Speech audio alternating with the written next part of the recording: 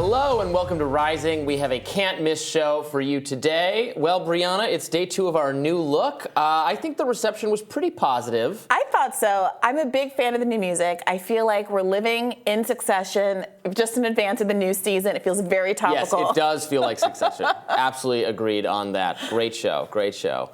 Okay, what are we talking about today? All right, well, first up, several sources tell NBC News not to expect any developments in the Manhattan District Attorney's investigation into former President Trump. Wednesday is now apparently the big day. Now, Governor Ron DeSantis hit out at Trump in perhaps one of his biggest rebukes of the former president yet when asked about his alleged hush payments to Stormy Daniels. Let's watch. I do know this, the Manhattan District Attorney is a Soros-funded prosecutor. And so he, like other Soros-funded prosecutors, they weaponize their office to impose a political agenda on society at the expense of the rule of law and public safety. He has downgraded over 50% of the felonies to misdemeanors. He says he doesn't want to even have jail time for the vast, vast majority of crimes. And what we've seen in Manhattan is we've seen the crime rate go up, and we've seen citizens become less safe. And so you're talking about this situation with, and look, I don't know what goes into paying hush money to a porn star to secure silence over some type of alleged affair. I can't speak to that. But what I can speak to is that if you have a prosecutor who is ignoring crimes happening every single day in his jurisdiction, and he chooses to go back many, many years ago to try to use something about porn star hush money payments, that's an example of pursuing a political agenda and weaponizing the office. Now, Trump did not take kindly to the way Ron DeSantis framed the whole situation, so he responded to DeSantis yesterday afternoon on Truth Social, writing, quote, "Ron DeSanctimonious will probably find out about false accusations and fake stories sometime in the future as he gets older, wiser, and better known. When he's unfairly and illegally attacked by a woman, even classmates that are, quote, underage, or possibly a man, I'm sure he will want to fight these misfits just like I do." That is 100% Trump. That is... Yeah, so to go back to just the Ron DeSantis statement for a second, because I think that this really is a marked departure from how he's been handling some of this Trump stuff so far. In 2016, a crowded Republican primary field learned altogether too late not to come for the king if they weren't going to miss, right. And that battling head-on with Donald Trump never inured to anybody's benefit except Donald Trump. So I think that everyone's been very sensitive about not poking the bear prematurely this time around. And Ron DeSantis is threading the needle here in a really interesting way. He comes out hard against the Attorney General, says Democrats are being soft on crime, does the whole spiel about how this is, in fact, a politicized persecution of Donald Trump, but then seems to go out of his way after saying, well, I'm not going to touch these alleged right. porn He made star sure to remind everyone exactly what the reason is for this right. potential what are they even saying? A porn star? Trump paid a porn star? Payola to a porn star? Porn star? I don't know anything about a porn star. Yeah. But yeah, the DA is rigged.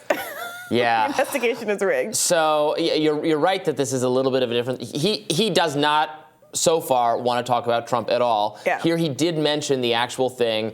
I saw reaction from probably the corner of social media that is some people who are very pro-Trump. There's a battle going on behind the scenes between the kind of activists who are pro-DeSantis people, activists, commentators on the right, pundits who are very DeSantis, and then there are people who are very Trump, and then there are people who are waiting to see who's going to win.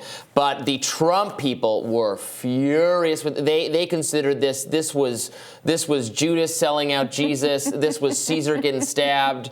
Actually, I want to read one. This is a Claremont Institute fellow. The Claremont Institute is a very conservative think tank, very closely associated with Trumpism and remember the Flight 93 essay. This was this famous essay in conservative circles about why you had to support Trump back in 2016. Okay. The metaphor being, look, the plane is going down. Are we going to do something, or are we going to not do anything? Okay. So this isn't that person, but there's a different person at Claremont saying, at this point, the only men who pledge fealty to Ron DeSantis are full-blown spiritual communists. Yeah. Okay. So there's an image of Ron DeSatan attached to this.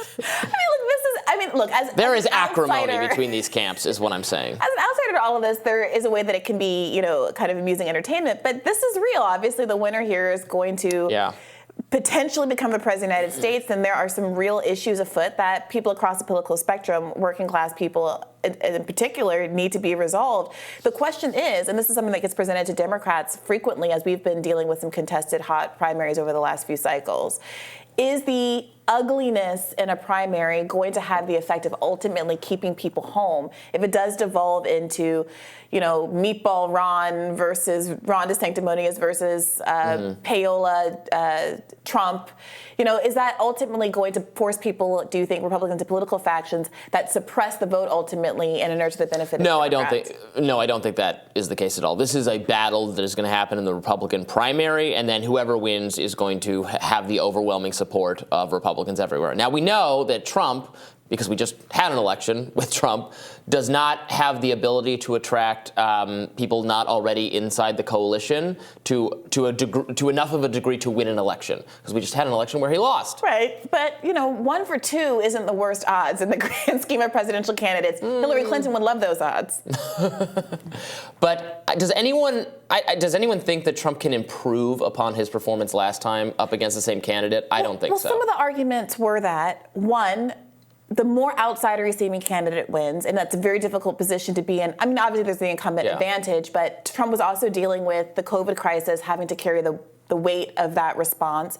People being concerned that while maybe we could play games with an experiment with what Trump would mean in 2016 in the middle of an economic crisis and health crisis like the one we were dealing with in 2020, they didn't want to take that risk. And again, there's this question of whether or not that kind of weirdness, the kind of ugliness, the kind of I'm stealing the election, stop the steal stuff, does suppress the vote of regular Republicans who want perhaps Trump's policies and Trumpism without all the drama. And that's why I'm asking. I think that is the case. So that's why I'm asking whether or not a particularly ugly primary battle might have the effect of foregrounding some of the ugliness of the Trump years and causing some people to sit out, especially if Trump emerges victorious. Yeah, I think that could be the case. I think he will still get, if he somehow is the nominee, I think the vast majority of Republicans will support him. He'll have almost as much support as he did last time, but he will have a couple defections, and in the general voting public, there will be people who I think are just over the Trump circus. Now, those people will be most vocal if they're Republicans, if they're active in the Republican primary, where there is this alternative that isn't a Democrat. Right, Republicans don't want to vote for Democrats. Democrats don't want to vote for Republicans. It's a common. For sure, but it's also Trump the kind of person who, if he loses a primary, is gonna hit the campaign trail for DeSantis, is gonna say he's the best guy for the job, is going to endorse him. No. Trump was someone back in 2016 who refused to say he would endorse the winner if it weren't him. Absolutely not. Yeah. And is that going to affect DeSantis down the line? Yeah, that's a battle to have after he's won the nomination. If you're in his position, if you're thinking, you've got to. The first step is actually beating Trump head to head in a primary. Now, I saw a lot of. So there are some people, it's kind of the neutral people, who are probably want DeSantis to pull it out, but are just so afraid of upsetting Trump people. Didn't actually love how DeSantis handled this. They don't want mention of this stuff. And it is important. We should keep in mind that one of the things really animating the Republican constituency right now is this not at all incorrect idea that the federal government has been weaponized against dissidents, against contrarians. Everything from the long sentences for January 6 people to the communications from government bureaucracies on social media companies to suppress conservatives and lots of other people and lots of other long topics. sentences for environmental protesters. So this is something that animates the right now, and you can't be soft on that. So I think there was a perception that this was. DeSantis could have said this is this is yet more weaponization of law enforcement against Republicans, and he didn't quite do that because he suggested that the underlying aspect of it's ugly and maybe Trump deserves it. And that does not play. I think you can't say that. He was trying to toe that line. Look, he did very firmly critique the DA's office. He did accuse Democrats of being light on crime. He did accuse them of being light on sentencing. And he did say that it was a targeted persecution. Like he did say all of that. The question is whether or not people to whom that message appeals are going to take that when it's also mixed in with, but Trump also maybe did something wrong. Well, and I think it will be interesting whether, if Trump is arrested, if he gets handcuffed, there will obviously be outrage on his behalf among a lot of Republican readers, viewers, voters, et cetera. But there will be some people who would have been inclined to protest on his behalf before, but saw that he did nothing to help the people who protested on his behalf, who did more than protest, who actually smashed windows and walked into the Capitol, all got arrested. He didn't pardon any of those people. He's not contributed to their defense fund. He doesn't, look, I don't know how long it's going to take people to realize that he is loyal only to himself, and he doesn't care about the other people in his coalition. He's done nothing for them. He did nothing to rein in all the things he's mad about now, the weaponization of the federal government, all happened under his watch. He did nothing about it, unless it involved him specifically, and then there was whining. Otherwise, he didn't do a single thing to rein in the FBI, the CDC, any other agency. So I think he has to put his very bad record on these issues up against the unknown of a DeSantis. Yeah. And we'll see how Republican primary voters feel about it. Yeah, for sure. And I will tell you what's on my radar coming up next.